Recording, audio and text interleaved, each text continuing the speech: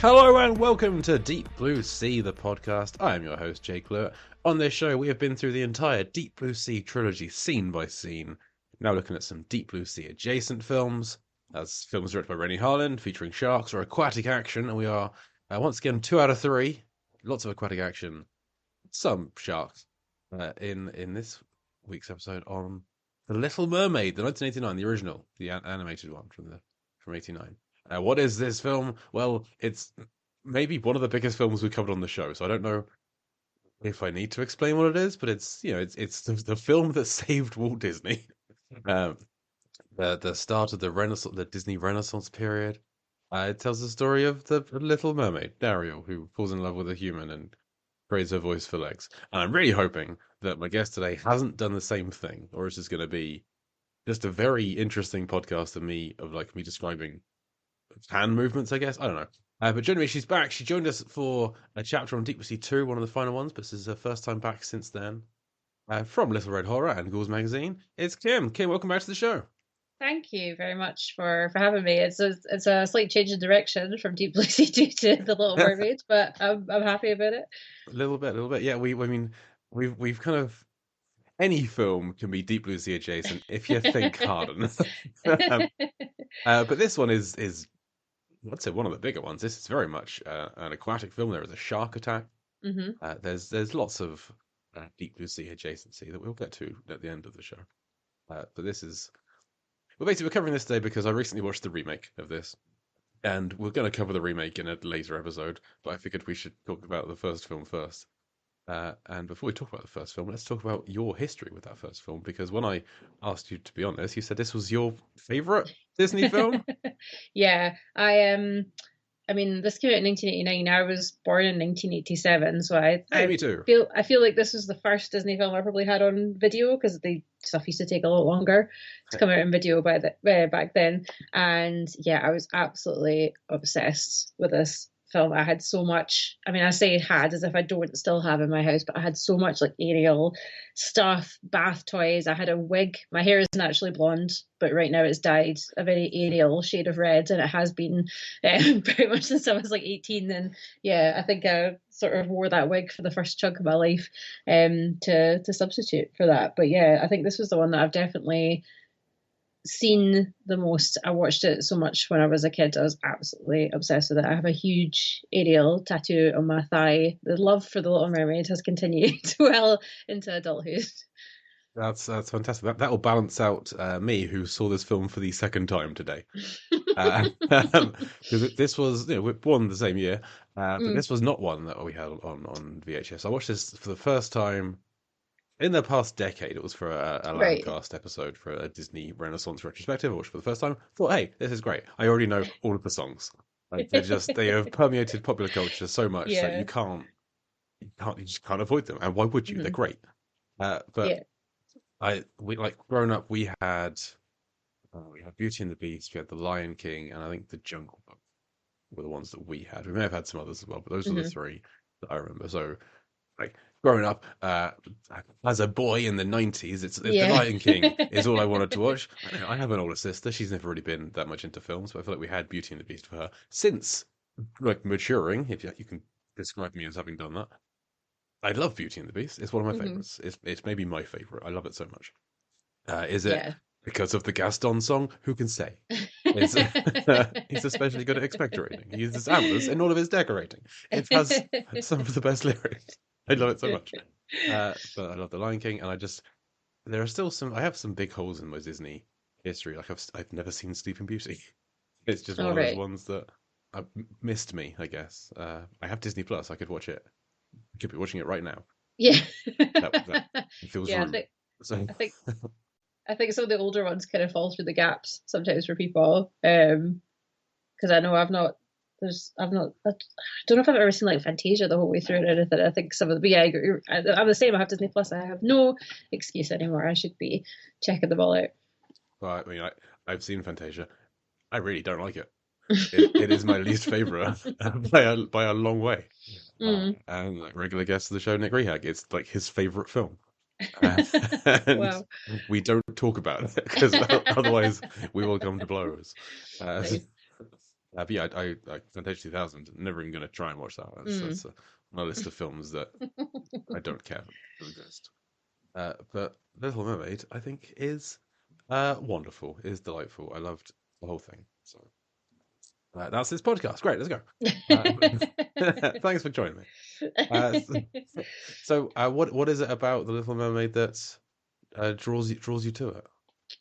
I think, I mean, I think as a kid, I mean, all the Disney films kind of have something fantastical about them, but in a lot of them, like the girls are just kind of like princesses or like falling in love with people. I think the fact that Ariel's a mermaid, that was like a huge obsession. Obviously, she wants to be human and have legs and come and live in our world and stuff. But I think you kind of like understand the other side of it as well. Like I imagine lots of little well, lots of kids are probably obsessed with the idea of being a mermaid and trying to pretend to be ones in the swimming pool and things. So I think you can kind of understand Ariel's like opposite ideas about that, of just wanting to live in a world that's sort of different from yours. And I think like the relationship he has with her dad and stuff, you can kind of understand that as a kid as well. He's not a full out like villain or anything, but he's not like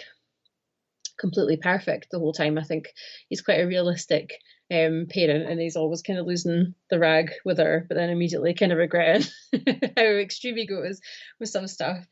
So I think when you're kind of a kid, you can kind of understand that parental view. But I just think it's I don't know, it was something about her just being. I mean, you can't see my house that I'm sitting in the background of this, but I maybe got my slight hoarding tendencies from the Little Mermaid and Ariel's kind of cave of stuff. I always kind of related to that as well. I think even as a kid, my room was just full of just like trinkets and stuff that appealed to me. So I think she's a very relatable Disney princess, whereas I don't always get that with a lot of them. You've got who's it's and what's it's aplenty. Yeah. Yeah. Exactly. Yeah, excellent. I can see that. She's like Triton. I mean, she's the youngest of seven Hmm. sisters, so you'd think he wouldn't. I don't know if her mum's in the picture. Um, No, there's a prequel called like Ariel's Beginning, I think, where her mum, who is the only other one with like red hair, so Ariel looks like a tiny version of the mum. She gets sure. killed by like a ship, and that's why Trident hates humans Okay. so much. So I guess it's a kind of. I mean, I obviously don't know if I don't know if that prequel was like in their mind when they made this film, because the prequel came out years later. But it's like an explanation as to why Trident hates humans so much and why he's like extra protective of Ariel compared to the rest of them. I guess that makes a lot of sense. Why does he hate Yeah. these people? Whereas his Mm. wife, I don't know, that one killed that one. Don't know. Let's go home early today. Sort of. Yeah. Yeah. Yeah, it makes sense. But you feel like maybe that's why he's so protective of her because she's the youngest Hmm. and she reminds him of his dead wife. Yeah. Yeah, okay, but like he's 16. Uh, like 16-year-olds rebel. I Yeah. suppose like traditionally. Um, although, do you ever watch Frasier? Did you ever watch Frasier, like the original Yeah. Frasier? Hmm. Hmm. There's an Yeah. episode where they talk about like Niles never rebelled and he like tries to Hmm. rebel. I feel like that was me. I never rebelled. I feel like so I like these teenagers being rebellious. Like my rebellion was I don't like sport. That's as much as I rebelled. Like, my family's all really into football, and I'm like, no, thank you. I don't like sport, and I'm not going to work in finance. I, I'll become Yeah. an engineer.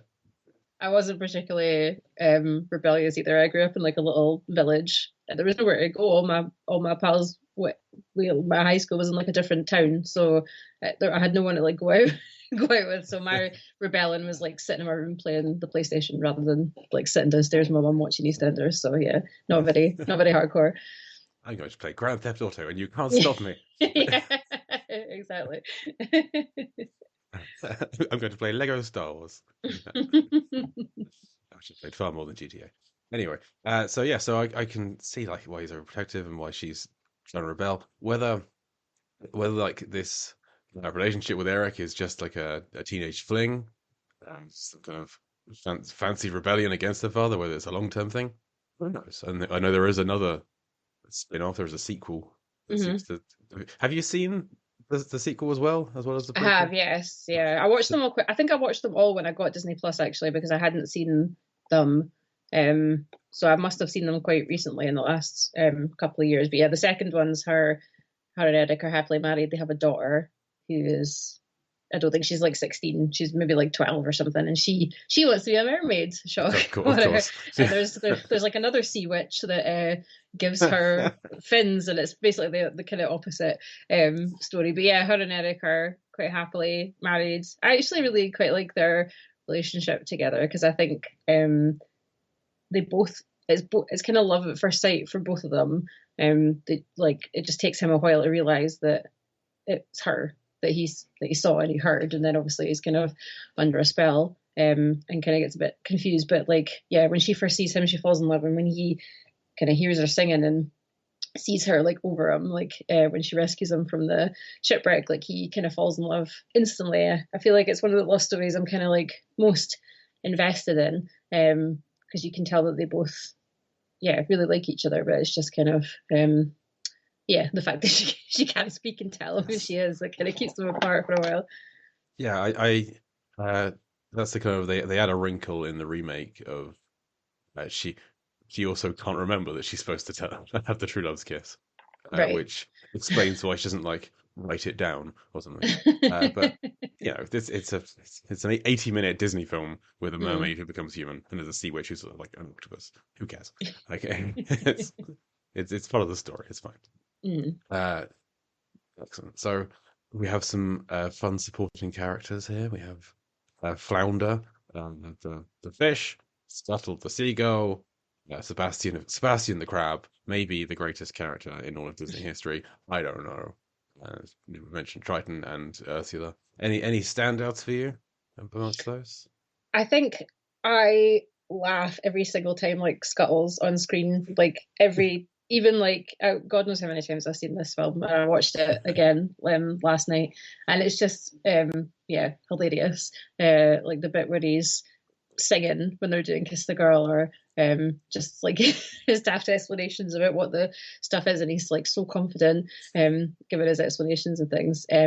Yeah, I do think he's hilarious. And I just love I love like Sebastian's introduction where like Dryden comes down and is like big shell thing with dolphins, and there's like all this grand music, and then Sebastian goes down in his little shell, and there's just like this kazoo. The subtitles actually said like kazoo music, and it's just like this really like terrible imitation of the music that Dryden got, like far less grand. It's yeah, I do think they're all really great. She has a yeah quite wide selection of animal sidekicks, and I do think they're all like good in their own way. Flounder's a little bit annoying because he keeps kind of saying the wrong thing or like getting in the way and things. But I do think, yeah, I think they're all really good. But yeah, Scuttle always makes me laugh. So he's It's he's potentially my favorite. it's a good mix. Like Mm-hmm. Flounder's not in the second half as much. Scuttle's not in the first Mm, half as much because one half is in water, one half is on land, so it makes yeah. sense. But Flounder, I think you're supposed to just think Flounder's a bit of a kind of a damp squib. He just kind of he's annoying. He's holding her Yeah. back. He doesn't want to do it. Like Yeah. he's like tagging along because otherwise it's got to face off a shark on his own. So you're supposed to find him annoying, but yeah, Scuttle's great, and as I've said, every second that Sebastian is on screen, I can't take my eyes off of him. He's the best. He's like he has the biggest arc in the film. Like Mm, he's like really stuck up, and he's Triton's head of the orchestra. He's like his conductor. Is his role in court, yeah. uh, which then makes sense as to why he's so involved in all the musical numbers. He has the most Hmm. musical numbers out of everyone. Yeah, he gets the Uh, best songs to he sing, does. definitely. It's not just best songs in the film, just the best songs ever made. Yeah. Just the best songs. We'll, we'll get to 100%. we'll get to the songs, but I love everything. He then comes around. He sees how Ariel was fallen for the humans, but how she's just so downtrodden by her father, and how Hmm. much in love she actually is, and comes around, and he fights against a deranged French chef twice, voiced by Rene Auberjonois. I just love Sebastian's design because like that's not what a crab looks like. No. His face is its eyes, its mouth, it's 80% eyebrow, and then just kind of blank space in between. It's such a weird design that's so expressive. There's so much range they can put into just pulling. It's like a blob of blue tack. They can just put it in any direction they want to, and it still works because it fits into a shell, I guess. Yeah, he's so tiny as well. Like the French chef guy says that like when he finds him, he's like, oh, like how did I miss this little one as well? I actually one of the dolls I had when I was a kid came with a figure that was like Sebastian like cowering under the piece of lettuce. As if that was like a key point that they had to like memorialize in a toy. But yeah, one of my it was like the one she had the like pink dress on and it came with a little like plate with a metal thing over the top, and then it was this figure of Sebastian like wrapped wrapped in a lettuce leaf. Um, but I mean, yeah, I think they definitely have like a lot more personality than you get in some of the animal sidekicks. I think the fact that all of them talk as well, apart from Eric's dog, is the only one that Yes. doesn't talk, and even he's pretty great Yes. as well. He's like he knows who Ariel is the whole time. He should be the one that could talk because then he could have just solved it. He's constantly trying to like bark at Eric and tell him like this is her because I recognize her smell. But yeah, so nah, they're all fab. One of the accounts that we follow on here, I don't know which one it is, uh, pointed out that the only sea creatures that don't talk are the sharks. Which Mm-hmm. we're a shark podcast. We're pro sharks. We love sharks here, and this is painting them in a bad light. It's just showing that they're just big dumb bad guys. It's like no, they're just hungry. The I sharks know just because after some dinner. you think that Trident being like king of the ocean, like you think they would Not know. try and eat his daughter. Yeah, you think they would. I mean, fair enough. Maybe if they eat the occasional mermaid from time to time, but you think they would know who his daughter is. Maybe not like just immediately attack her the minute they see her. Always thought that was a bit of a weird one. Yeah, but Well, it's strange that they don't speak. You think they, um, yeah, could have made them a it, bit it, scarier if it they must were be one of speaking the as the well. bull sharks from Deep Blue Sea 3 that Mm. has been genetically modified to be like more angry, and so that anger is clouding his judgment, and Yeah. it's the only explanation. Uh, Yeah, makes sense. and I mean, Ursula, she's the sea witch. She's one of the greatest Disney villains, like Hmm. easily. Yeah. Uh, she's based on the design based on is Divine and a character from Dynasty. But Joan Collins' character from Dynasty apparently were the two main influences on her. And yes, you can see that and you can hear that. And they wanted Joan Collins to voice her, but that didn't happen. So, but Pat Carroll does a phenomenal job. Hmm. And another great song. I love her design as well, like how she moves. When she like uh, when she bursts out of the Vanessa costume Hmm. is just like creepy and terrifying. I know because she's Uh, like pulling herself along just by like her arms and everything, and then yeah, all the stuff with like her tentacles, like when she's moving around down in her little cave, you can see that they really paid attention of like how it was going to look and how it would be realistic. And I think it's really interesting that she's the only like part octopus person. Like everyone else just kind of looks like a traditional mermaid. And they've kind of made her, uh, I guess, a bit creepier by giving her like all these um, tentacles and things, so that she's always like, yeah, kind of crawling around and grabbing things and everything. She's very interesting to look at. Though I kind of wish we got a bit more backstory on like why she hates Trident so much. I've like read a few things online about how she's potentially like his sister or she did something bad that she got yeah, banished. I mean, she just mentions getting banished, but like I'd be interested to know what she actually did. I I can't remember think if they mentioned that in the sequels because I think the Sea Witch in the sequels like her sister or a cousin or something. I'm sure they're related. I can't remember if she kind of brings it up. But yeah, I would love a little bit more of her backstory. I think she's the sister in the remake, Right. like Okay. Triton's sister. Mm. Uh, but I will confirm when we record that episode because I need to watch it again. Uh, Have you seen the remake? I haven't, no. Okay. Yeah, I keep meaning to watch it with my daughter, but I keep forgetting. I'm not a biggest fan of the Disney live action remakes in general. I quite liked Beauty and the actually I really liked Beauty and the Beast, but things like Aladdin and The Lion King were a bit mince, so I was a bit Uh, skeptical about it, but I will watch it.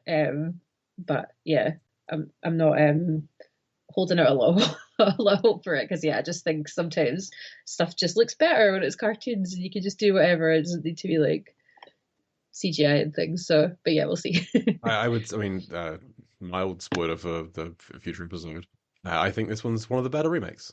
Okay, It let's go. it worked quite well, and Nice. so. But I have to go back. What? How did you like anything in the Beauty and the Beast remake? That's the one that made me go, nope, no more of these ever. Thank you. I don't know. I just I've seen it a few times now. Beauty and the Beast, my mum's favorite Disney film, and she really liked the live action one. I think we went to see it in the cinema actually, and it's one of those ones that's like always on the TV at Christmas. So I've ended up watching it probably a lot more than I would have kind of naturally. I don't know. I just really like Emma Watson, and I guess because it still had all the songs and things in it. Yeah, like Ewan McGregor's French accent was a bit Sure. Yeah. questionable, but yeah, I did. Yeah, I don't know. I just I mean, really it's like no worse it. than Jerry Orbach. Well, So, true, but yeah, they add in like a little bit of backstory, but they sort of keep it like mostly the same. So yeah, I'm kind of forgiving that one, but for some reason, the Aladdin one really rubbed me the wrong way, and the Lion King one was just pointless. No songs, CGI lions, no point at all. yeah, I mean, so the Jungle Book's great. Mhm. Uh, and go back to the 90s. 101 Dalmatians with Glenn Close Oh is yeah, just perfect. It's like Hugh Laurie is a wonderful cast in there. It's a great film. yeah. I didn't see Cinderella. I didn't like Maleficent all that much. Beauty and the Beast, I just hated so much. Everything about it was just. Uh, I think what, I feel like these films, no one comes out of them well. Like Mm, anyone who's like the star of them doesn't seem to go on to do anything. And Beauty and the Beast has this massive established star in the lead who since mhm. then has done very little. Yeah, it's true. I feel like like she was in Little Women, but she's in Little Women and no one ever remembers that she's the least discussed character of Little Women. Mhm. Uh, she was good at it, fine. But just she's done nothing since then. Yeah, And it's true. uh, like I didn't see Dumbo, I didn't see Aladdin. Yeah, I just haven't watched any. Actually, I saw Lady and the Tramp. I don't know why I saw Lady and the Tramp, but I saw that. That just appeared on Disney one day, so I watched that, and it was fine, I guess. Uh, and yeah, I just have no desire to watch any of those. I only watched Little Mermaid because my wife wanted to see it, and I was like, fine, we'll watch it, and it was good. Like Yeah, there's some cool. good casting choices. Aquafina is Scuttle. That's a good casting choice. Yeah. Because like we don't. There's no 2023 version of Buddy Hackett. You don't want someone to be doing a Buddy Hackett impression, so you just hmm have a different version of that. And Aquafina is a good choice, and she has a rap in it, and I look forward Nice. to talking about that in a future episode. This isn't the time for that. Well, speaking of songs, let's get into the songs, shall we? Because hmm this is a soundtrack full of bangers. So just go through them one by one. Why not? Fathoms Below kicks off. I love a good like men at work kind of song. hmm The one that starts Frozen is pretty great as well. So Fathoms doesn't get discussed much, but it's just all the guys on the ship hmm singing that, so that's nice. And then all of Triton's other daughters will sing a song, the Daughters of Triton. Yep. I don't need it. It's not a long song. It's there. Like, we get why it's a big setup. So like, I'm presenting Ariel. Big clamshell opens and she's not there. And Yeah. Sebastian says that she never showed up for rehearsal. So I feel like somebody maybe should have checked. Yeah, that was really. I always think that. Yeah, like why didn't nobody just have a peek in the shell before they before they Just like kicked off just to make sure she was there? you've been to no rehearsals, but you know the lines and the choreo. You know anything you're supposed to do. No, okay. But then we have Part of Your World. hmm The Ariel's only song. She only has I one song. know. It's Uh, bananas actually to oh, think that Sebastian has more songs than her. I mean, she spends half the film not being able to talk, and we're Yeah. not we're kind of dismissing the thing that she does throughout the entire film. That's a song, I guess. But what do you think of Part of Your World? Yeah, I love it. Like I would hate to think how many times my mum and dad had to listen to me sing this as a kid, constantly just like, yeah, rolling around the floor pretending to be a mermaid. I was thinking that last night as well when I was watching it. My house, the walls in my house are so thin that when my neighbour's in his kitchen, I can hear him like stirring a teaspoon in a cup. And he was in his kitchen like making his dinner while I was watching The Little Mermaid. So he would have heard me sing like every single song at like the top of my lungs. Yeah, Part of Your World is great. I don't know if it's because I'm older now or because I have a child, but I get really emotional at Disney films now. I think when I was a kid, I only used to cry at The Fox and the Hound. But like, I got really emotional during the song. I don't know if it's just because, yeah, you could just like really sense like, how she seems to have this amazing life. She's a princess, she's a mermaid and everything, but there's just this like thing missing, and like no one really understands it. I mean, like Flounder's there and he's being like friendly, but he doesn't get it either. She's just got this like thing inside her that it's just like, I think when the song kind of finishes and she's like reaching up through the like hole that's in the top of her cave, it's really sad.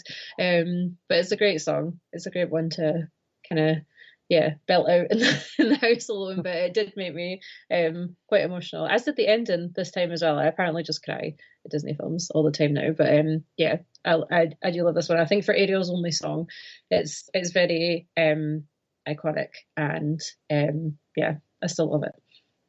I agree with everything. I mean, in our house, "Colors of the Wind" is my Mm, wife's song. mm, She like yes.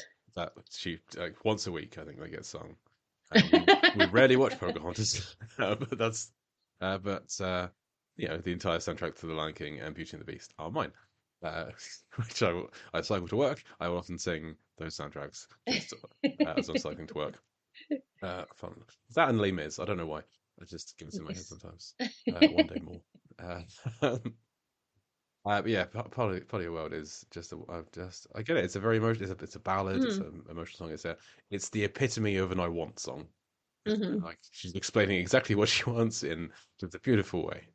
Uh, And I think I see a lot of things people said, like, yeah, she sells her voice for a pair of legs that a man she barely knows and stuff. But none of that song's really about like Eric. She's in like part of your world and stuff, but it's not really about like, oh, I want to like be in love and have a boyfriend. And it's all just about like these really simple experiences, I guess, that she's never had, like dancing and like feeling stuff on her feet and just like being outside and things. Like it's quite like, it's just this, yeah, this part of her that she feels is kind of that she's missing out on, I guess.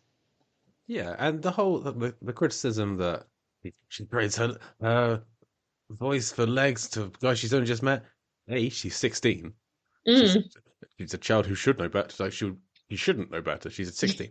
And B, she's pricked by an evil sea witch. Everything she does Yeah. is like again when she's signing the contract, she's like recoiling in pain and shielding her eyes. She doesn't want to do it. Like this isn't a good decision. This isn't No. the film's not saying, "Hey kids, listen, do this thing." Mhm. Like, that's not the moral of the film. Um, No.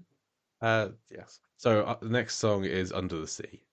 Mm. Which I think is the song that won the Oscar for the film, which was the first Disney Oscar in a long time, hmm like 30 years or something.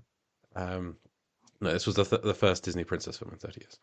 But it's still the first Disney Oscar for a while. Under the Sea is the best song in the world ever, ever, ever. I love it so much, and I wish it wasn't sung in a Jamaican accent because I feel like I shouldn't be singing it.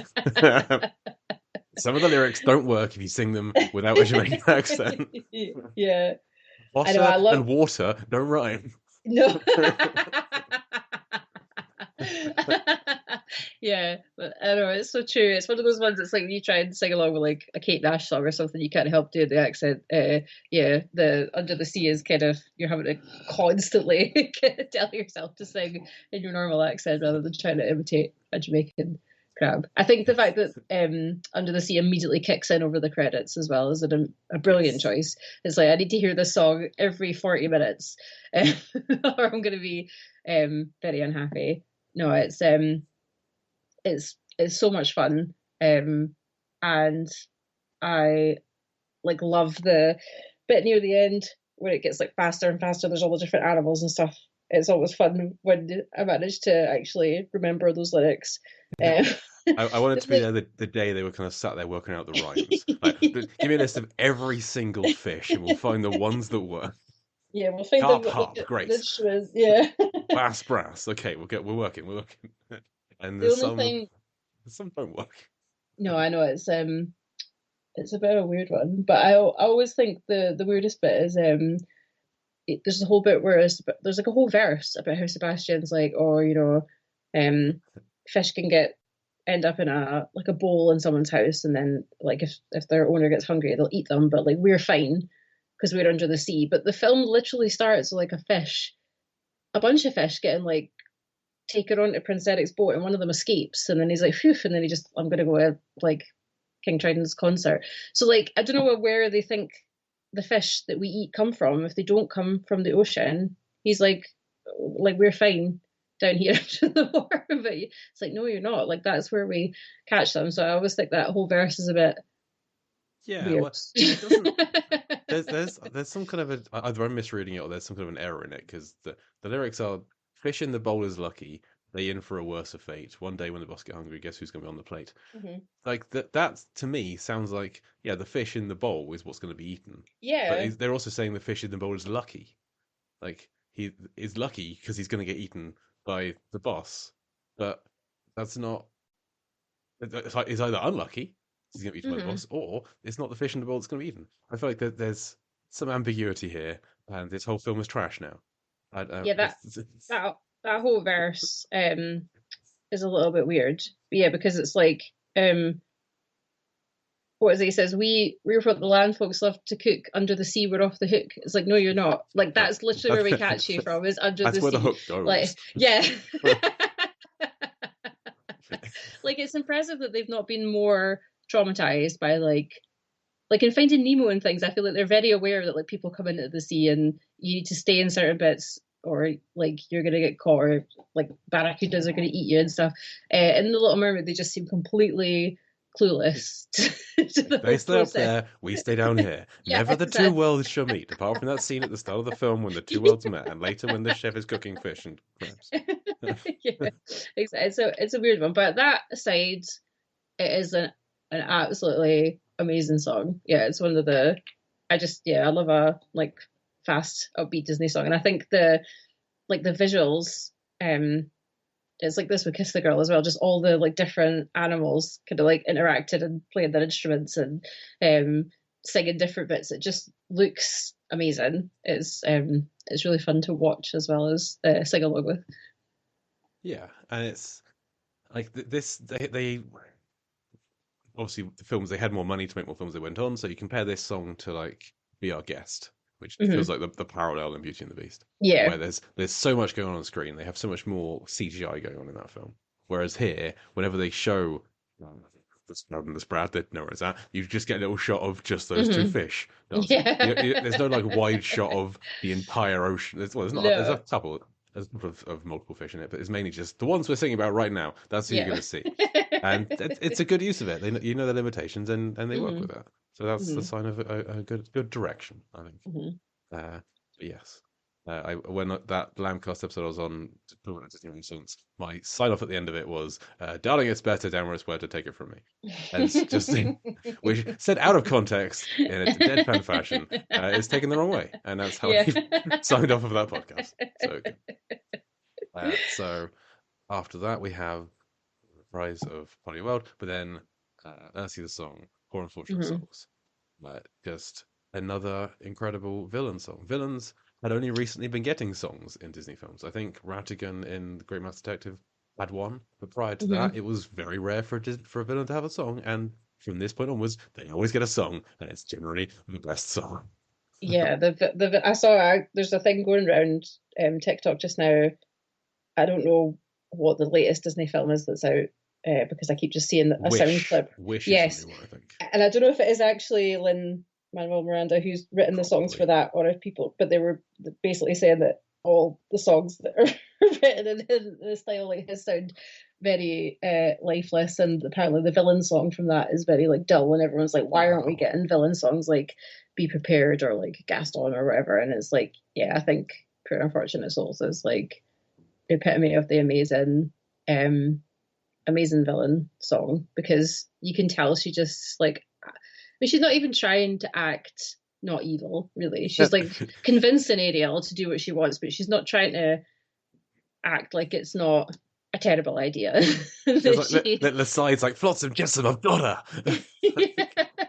All right, like, be a little subtle. I know. But yeah, it's brilliant. It's a great explanation for what all the weird little green folk are in her lair. And again, it's another one that I need to sing like in her kind of inflection. It was just there's a bit where she's like, "Oh, Ariel's in love with someone, not just anyone, a prince." And like me and my mum used to do that all the time when I was little. Like it's like a total earworm. Like I couldn't help myself. You just need to sing that entire song in her like very villainous sounding voice. It's yeah, it's fantastic. And the whole like ending where Ariel's like getting the legs and she can't breathe and she's trying to swim, and Ursula's just like evil laughing at the bottom. It's amazing. Yeah. That's it. If Flounder and Sebastian hadn't helped swim Mm, to the surface, film ends there. She drowns. I That's know. like it's a little wrinkle that wasn't included in the contract. Oh yeah, you can.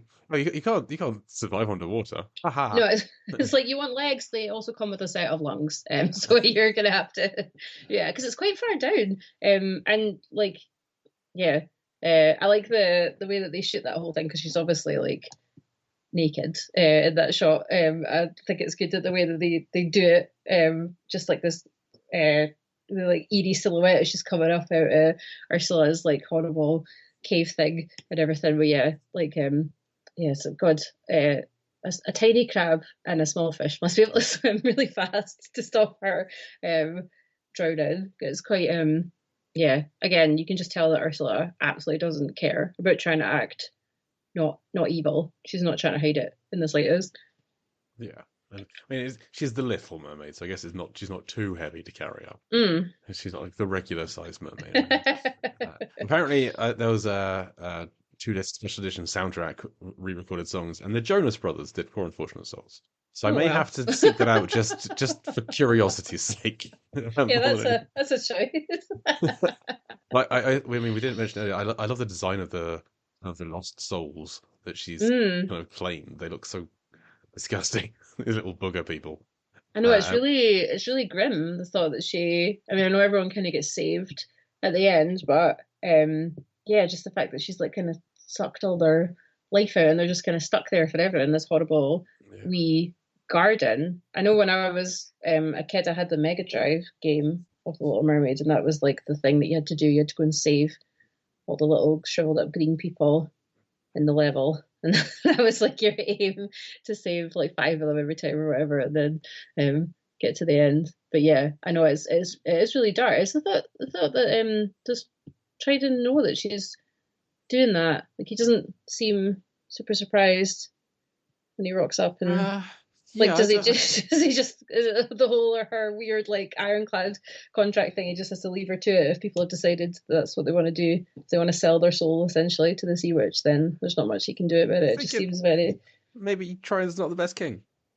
Like yeah. it doesn't seem doing that good of a job. He's very When he concerned with musical numbers, but not like the his kingdom. Yeah, where is one of my 7 daughters? You hundreds of people of well, what's the word? Subjects. Where have you Mhm. disappeared? I don't care. You're living. You're slugs now. Who cares? Not actual slugs. Sea slugs. No offense to you guys. So- but like when he's turned into a poor unfortunate soul, he still has a big moustache. Yes. So that's nice. Hmm. Good.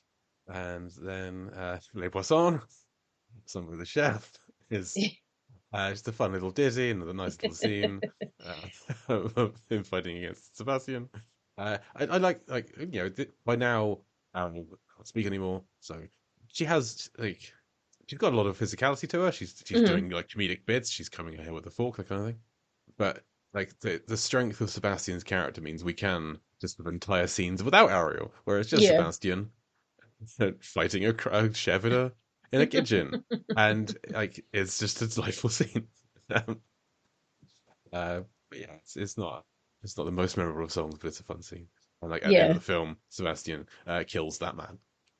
It's just, all of his teeth fall out. That's a lot of Yeah. force. That man is now dead. I know, I did think that was quite violent. I was like, oh, I kind of forgot they just like all his teeth get smashed in. And he goes down in the water and he's high-fiving his scuttle and Flounder's like, yeah, thank you, I did it. Wait, murderer, let's go. But then he has another song. He has Kiss the Mm. Girl, another just all-time incredible song. That I, I I feel like the what we see of Kiss the Girl is how Sebastian is describing it to Triton after the event. Like everything he tried to do, like because he's like, okay, we need to set the mood. Scuttle, stop trying to sing. You can't sing. We're gonna set the mood. So we need percussion. And when I said percussion, these turtles flipped on their backs and these ducks started drumming them. That's just the power, the charisma that I have. And then I said strings, and this whole field of crickets just started playing them. And I said wind, and the reeds cracked open, and the wind blew through. And then I said words, and I looked really smugly into a camera, and I sung the most beautiful song you'd ever hear. It's just when they rowed, the oars came up with frogs on them. That's the power that I have. That's what I tried to do to make your daughter save her. Yeah, I do love the implication that just every aquatic creature is like pitch perfect and just knows how to like jam. They just join in. Just yeah, just start beating out a beat on a turtle's stomach and it'll be perfect. I mean, Um they tell us in the earlier song, each little clam in out of germ here. yeah. All of the all of them know how to do it. They're all down to sing, and they all want Ariel to kiss this stranger. Every single one. They It's want very curry favor with the king. it is a very uh romantic scene though, and I do quite like it because it's like yeah, I think in a lot of Disney films, I mean, I know obviously they do fall in love very quickly and they immediately get married and things, but I do think it's quite cute that like the pair of them are too awkward. Like Ariel's life literally depends on it, and she's still too awkward to just like make a move on the boat and like go and kiss him. And yeah, even though you know that Flotsam and Jetsam are going to tip the boat and ruin it, the whole like build up at the end of the song, I was really like willing them to actually kiss and it just all be because it would been so romantic under the kind of lagoon bit they were in and everything. It would have been really cute. But yeah, Ursula is a meanie and she's spying on them and she ruins it. Unfortunately. Yeah, imagine if Eric never found out Ariel was a mermaid, and he's like Mm. describing. So, what was your first kiss? He's like, well, we were on this boat. All of these animals started. There's like a circle of fish were going around us, spitting up water in the air. It was the flamingos singing, and it was a weird. Also, where are we right now? Where Yeah. is our kingdom based? We Yeah, have because it flamingos and turtles and ducks and crickets. There's frogs. It doesn't feel like these animals should be living together. yeah, it's a strange mix, especially when they have such a like a tropical feeling ocean right there, like all the Yes. creatures that live in it. It's a strange combo. So I mean, I spent some time trying to work out where are they, and it is a losing battle because like the Mm. kingdom is Atlantica. So you think, okay, they're in the Atlantic, but the original story is written by Christian Andersen. He's from Denmark, so there's Yeah. a large contingent that thinks, okay, so they're in Denmark. Prince Eric is clearly American. It's just Yeah. everything about him is American, but then his Grimsby is English, and it's just there's like the chef is French, but that could be anywhere because chefs are always French. It's just how they are, and like oh, the animals don't make any sense. Yeah, so I gave up. Like Sebastian's from the Caribbean, but he is the only one from the Caribbean. Like, Where is Cinderella set? Because the oh, is it the king and the prince or someone from Cinderella are on the ship at the end when they are getting married. uh, Um, it's been a I don't know. long time since I I saw was gonna say Cinderella, I but don't know if that helps locationally. I mean, they describe her as having a chateau, which says to me France. Mm, And there's like yeah, Lady Tremaine, that could be French. yeah. It doesn't Uh, feel like they're in France for Little Mermaid though, so it's probably not. where is Cinderella set? France. Okay. Okay. So we know Beauty and the Beast is set in France because Yep. they talk about it all the time, despite Lumiere being the only one with a French accent. Don't think about it. It doesn't matter. He's a singing candlestick. It's fine. He's a really aggressively. The little feather duster, she's got a French Yes, accent she as well, is. 'cause she's a French maid, so she has to Of have a course, she French is. accent. Uh, yes, I forgot about that whole sequence there. Great. Mm. So yeah. So which one would you say is your favorite song? Is it part of your world? I think it probably is part of your world just because trying to pretend to be Ariel as a kid, that was probably the one I sung the most. But I think like Under the Sea's probably got the best vibes. Like Under Part of Your World's a little bit, like I said, sad. It apparently makes me tear up now, so it's even worse than it used to be. Whereas I think Under the Sea you could listen to it like 100 times in a row and probably not get tired of it. So I think depending on your mood. But I honestly don't think there's any bad songs. There's some like Disney films they've usually got like one where you're like, oh, this isn't the best one. But yeah, I think all the songs in The Little Mermaid are great. So There's a it's reason that impressive. there's a reason Morning Report is only in the extended version of The Lion King. Like Rowan Atkinson doesn't need a song. I will listen to it. I will sing along to it. But it shouldn't be in the film. Yeah. I mean, it's just. I'm not sure. Like, I don't know what we can even add to this because it's a little. Everyone's seen this. Actually, that's not true. I work with someone who hasn't seen this, and he's listening to this podcast right now. Nigel, watch this film. You have Disney Plus. You could do it right now. Like, You could watch all three of them in a row. I mean, is it worth watching the other two? Should we do them as future episodes? Do you want to come back and talk about them? I mean, I can't quite remember. I can't even remember what happens in the third one, apart from because Ariel's mom dies really early on. I'm trying to think what happens after it. And the second one, like I said, it's kind of the plot of the first one, but just in reverse.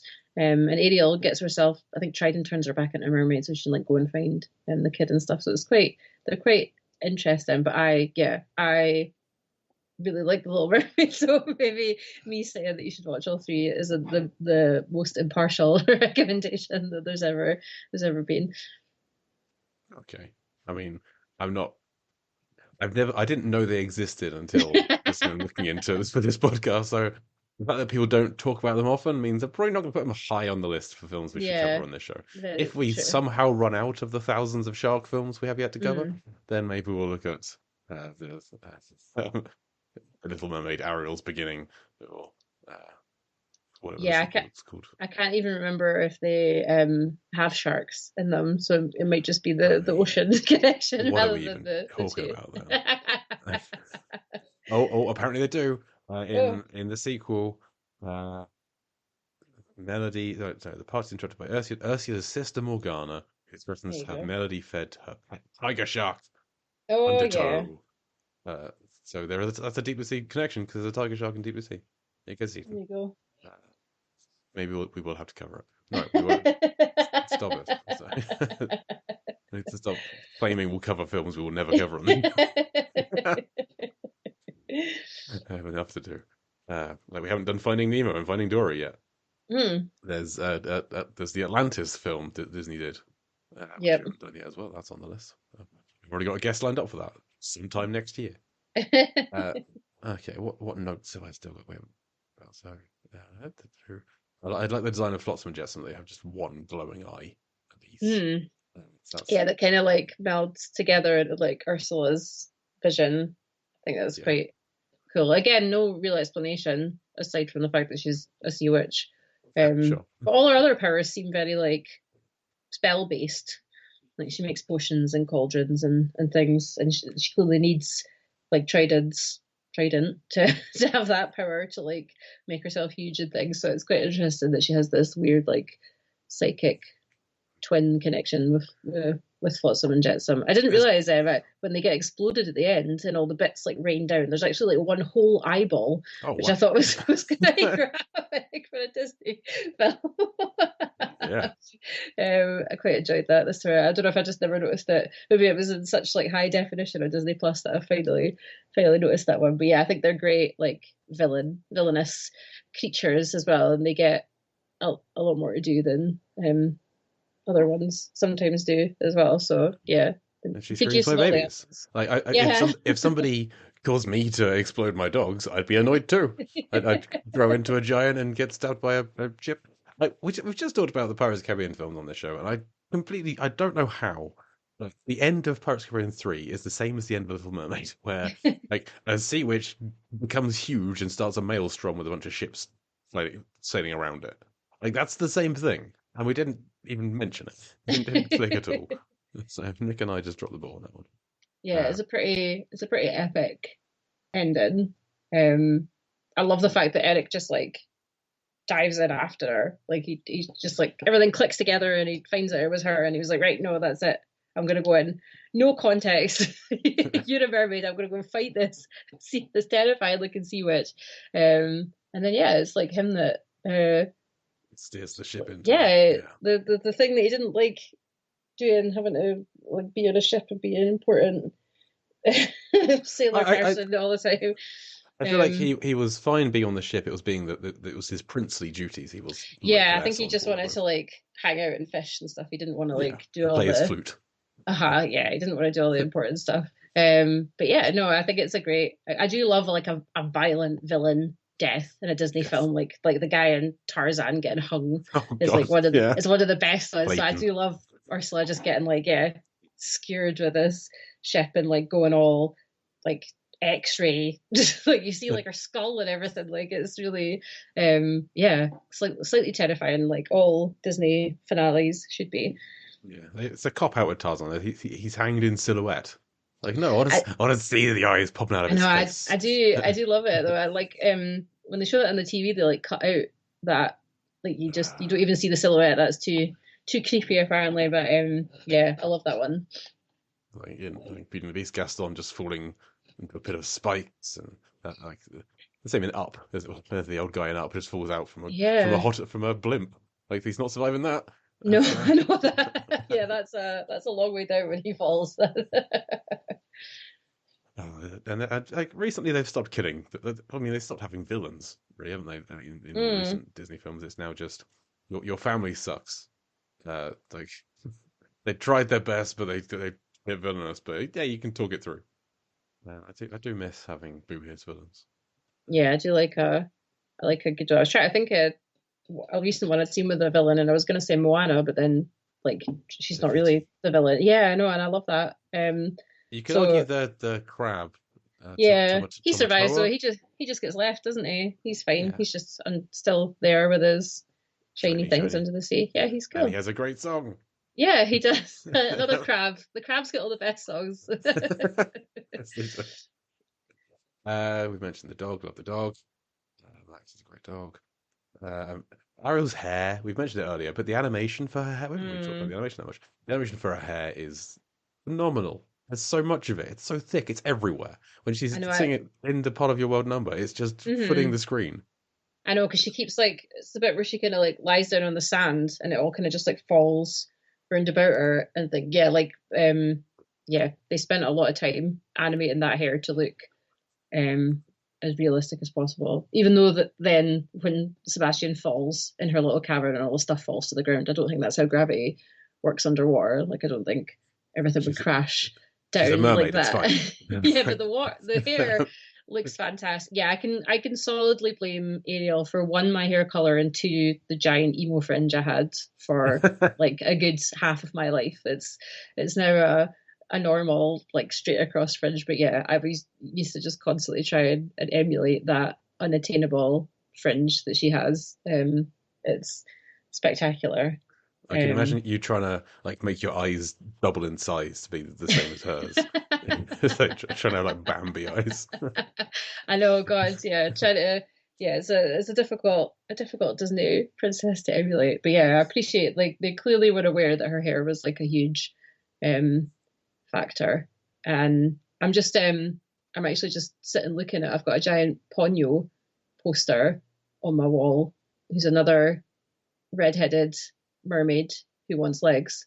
I clearly just have a thing for films about redheaded mermaids who wanna fall in love with dark haired boys and want to live in the land as well. But yeah, Yeah, Ponyo's on our list. We'll get to it one day. I yeah. haven't seen it yet. That's one Oh, I've it's missed. so good. Yeah, I've got this giant poster behind my desk. I just looked up at it and forgot the connection. But yeah, no, it's fantastic as well. But yeah, they clearly knew what they were doing with her hair. It's been very iconic ever since, I think. But yeah, it's amazing how beautiful it looks. when Yeah, she when she's when she surfaces after becoming legs and has the full shampoo advert, head flick back. yeah. It's inside his profile. I know, and even she spends so much of the film just like brushing her hair and things as well. Like, every time she's going to bed at night, she's always brushing it with a fork usually. Yeah, they spent a lot of time making that like amazing, probably just to sell the wig that I bought as a kid. That was probably their aim. And another note I've got is just, and it's a ridiculous present to give Eric for his birthday, a giant statue of himself, and to have like carted it around on a ship. Like, that's so heavy. I That know boat they was going to sink regardless. put it on the ship, um and then Flounder somehow gets it into her cave as well, that like has a tiny like entrance. I don't know. I don't know if anyone They didn't show the giant hole No. that it just fell into the cave and wrecked the whole place. Yeah, it's I don't know why they were even out on the boat for Eric's birthday, because you think they would have known that there was a hurricane coming. Apparently, I forgot it was actually Sure, like yeah. a hurricane. I thought it was just a storm. You think they would have known that, and then yeah, like you said, transport the giant. Because like this is a statue. time before cranes, I assume. So like getting the statue onto the boat just for a little joyride. So like, hey, it's your birthday. Here's a statue. Now we're gonna take 3 days to get it off of the ship again. I know, you think they could have done like a painting or something. I mean, I think is a statue in like the original story that like Ariel has like hidden away, fantasized over. But I think like yeah, it could have been like a big painting or something that could have fallen in the water for her to Have you fall in love with read the instead. original story? I have, but like ages ago, I It's more than me. have like a book of like fairy tales that I got for my daughter. So I read it to her when she was little. But yeah, it's pretty. I can't quite remember all the details, but I do know that it's like quite grim, and she Yes. turns into sea foam at the end because she never gets never gets to kiss Eric. He just goes off for someone else. Well, and when she has legs, like, every step is like a Yeah. 1,000 needles or something. It's just so much pain. God, I know. Yeah, that's all. I haven't read it. All I know is it's a massive downer. Yeah. Watch the film instead. Yeah. Watch the happy ending version. If you're after the kind of experience that the film gives you, you won't like the book. It won't give you the same thing. So No. okay, done. Yeah. So did you have any other comments on Little Mermaid? Anything else we've missed that you like or don't like? I'm trying to think because it's been a while since I've watched it. Yeah, I'm just impressed, I guess, at how much I still enjoyed it and how great it was. Because, like I said, yeah, God knows if I got this on video when I was like 4 or whatever, and watching it for like 32 years, like it's been a long time, and it's just I think it's great. It's a really I think like a believable love story, I guess, as well. You feel that they're kind of both actually fall in love with each other like that quickly, and yeah, it's a lot of fun. Great songs, great animal sidekicks, and yeah, just absolutely fantastic villain. And I think I'm just it is really impressive. Like Disney animation's always impressive and it's beautiful, but things like Ariel's hair, Ursula's tentacles, things like like the hurricane and the ship kind of crashing and stuff, it's just all very fantastical to look at. It's very it's just brilliant. It's a lot of fun. So and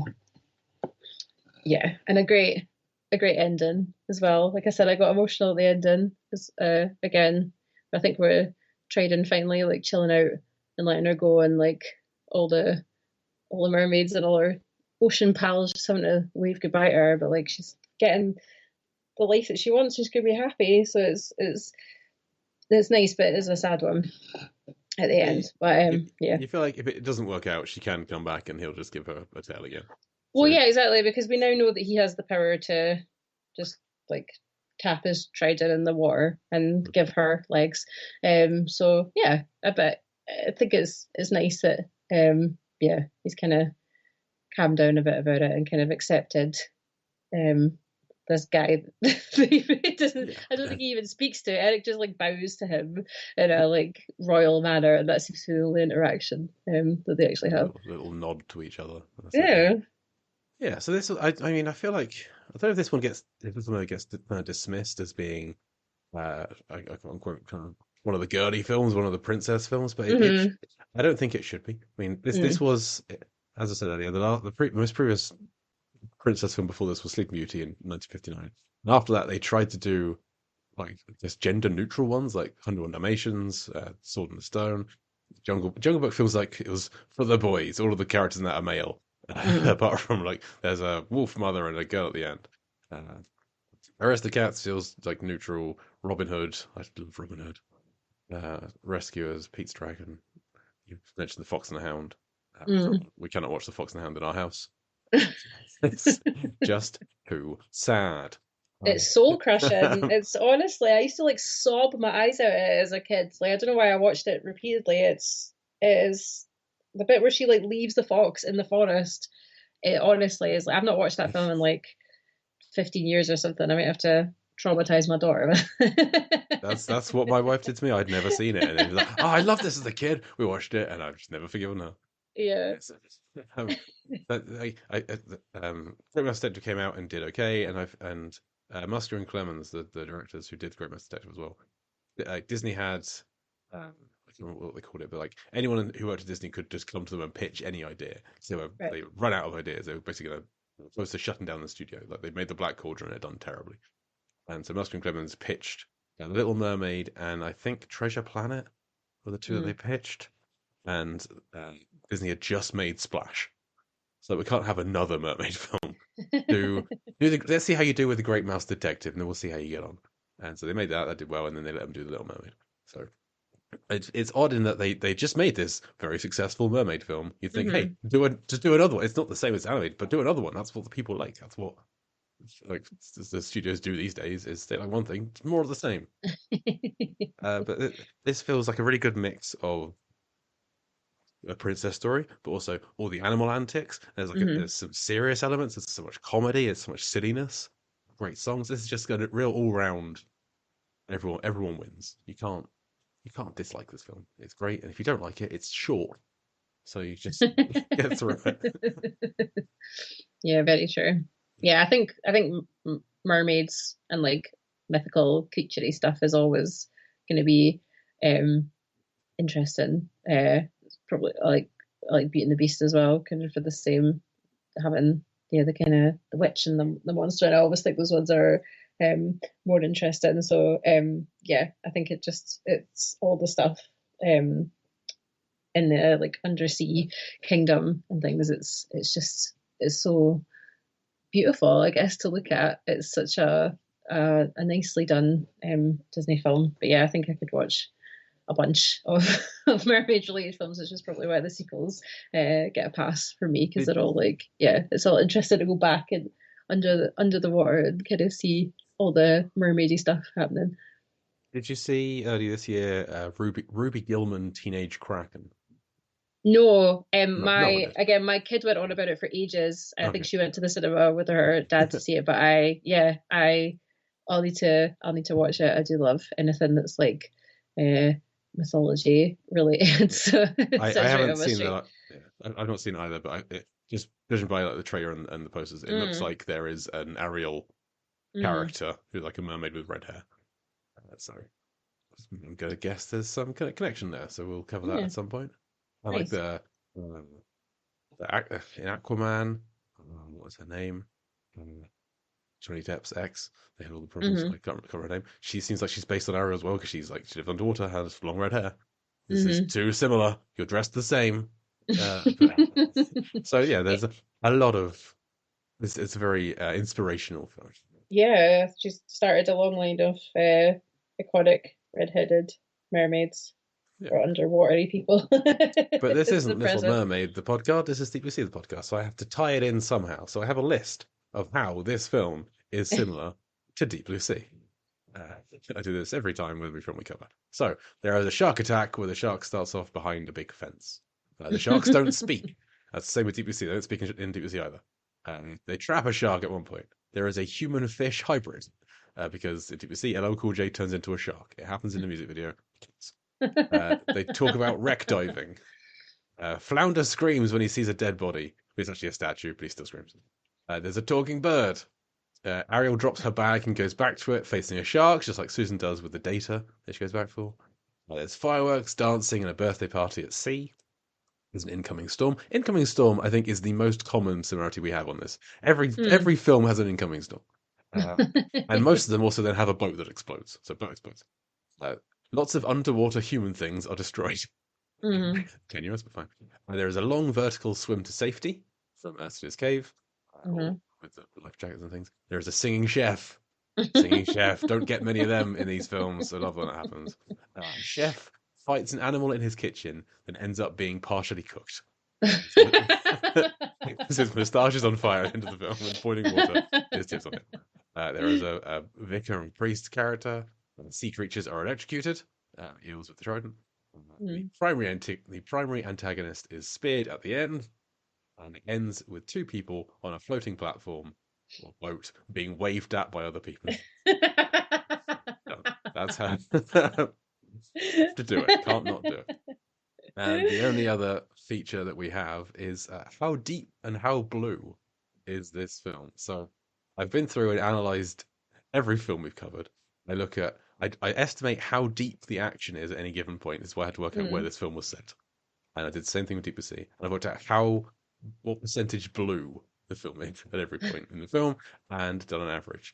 This is a ridiculous thing that I love to do. So Deep Blue Sea is on average 14.5 meters deep and 31% blue. Do you think The Little Mermaid 1989 is deeper and or bluer on average than Deep Blue Sea? Um, I feel like less stuff happens deep in the water.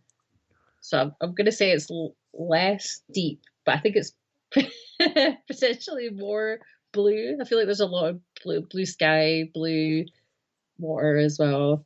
Yeah, so I'm going to go less deep, more more blue. I mean, it sounds right, but when I worked out when I settled on there in Denmark, Hmm. I then looked at what the sea is around Denmark is the North Sea. Because the average depth of the North Sea is about 95 meters. So I took it Okay. as when they're at the bottom of the sea, when they're like Hmm. Atlantic and stuff, they're about 95 meters deep. And sometimes they're a little bit shallower than that. So that's pretty deep. Because, when I was holding a mirror up against the screen, sorry, a ruler up against the screen to measure how deep Aquatica was, how deep was he, that works out at less deep than this. So Little Mermaid, on average, is about 39 meters deep. So it is deeper. Okay. It is our 10th deepest film. It is deeper than 47 meters down. Mm. Wait, hang on. Yeah, on average. But shallower than Life Aquatic with Steve Zissou. It's perched between those two. Which Life Aquatic with Steve Zissou, the end scene is like at the bottom of the sea, in the middle of the sea. So that has some help at the end there. Yeah. Blueness, it is bluer than Deep Sea. It is a little bluer. So Deep Sea is 31%. This is 33.7. Mm. Close. So it is a little bluer than Deep Sea 2, which you were last on for. Hmm. Not quite as blue as Empire of the Sharks, but it's in like that the 30s is a very popular area. So Mm. that is our 23rd newest film. Uh, this is our unique selling point for this podcast is working out how deep and blue films are. No one else does it. I can't understand why. But that will do it for our coverage of The Little Mermaid. Kim, thank you for joining me. What have you got to plug? Yeah, so I write for Ghouls magazine. I do a monthly column about motherhood in horror films. Um, I also write a bunch of bananas list, very specific lists of scenes and death scenes and weapons and killers' masks and things in horror films there, and yeah, over on my blog, Little Red Horror, it's a lot of that as well, a lot of silly lists about things usually, or comparing remakes to their originals to see which ones I like better. Yeah, you have to do that for Little Mermaid. Yes, I know. I'll need to watch it and see what I think about it. Though I feel like it would be very hard for it to beat the original, even if I think it's great. There's like 30 years of nostalgia Sure. in there for me. When you've looked at motherhood in horror, have you looked at the sharp motherhood of Deep Blue Sea 2, of Bella to her little babies? You know what? I haven't. I don't think I've done any like full on monstery. I've done some stuff about Alien, I was going to say, actually. yeah, That's probably but it was kind of like a bit of Ripley and a bit of like the Queen Alien. I don't know if I've ever done one that's just straight up like monster and babies. So yeah, I might need to do that one. I guess you could kind of look into is Susan McAllister kind of the mother of the Sharks in Deep Blue Sea, because she created their intelligence, but then they are already a family. It's already two parent sharks and a baby. That's a big baby. But yeah, okay. Something to think about, I guess. Exactly. Great. Well, you can find this podcast on all social media at Deep Blue Sea Pod, or email us deepblueseapod@gmail.com. You can find everything that Mark does over at Movies, Films and Flicks, and everything I do is lifeversusfilm.com. You can find me on Twitter at lifevsfilm, or Instagram at JAYCLUITT for pictures of my dogs recently in Scotland, where Kim is. Isle of Arran and I can't remember. Loch Venacar. Loch Venacar. So listen to our episode on the Deep House to hear my stories of getting lost on the loch at night time. A terrifying experience. Just what you want. Yeah, just what you want when you watch the Deep House. That sounds like a great decision. A week later, we go out on this loch that's the same depth as the one in the Deep House, and then I get lost, and it's pitch black. Wow. Anyway, that was a fun time.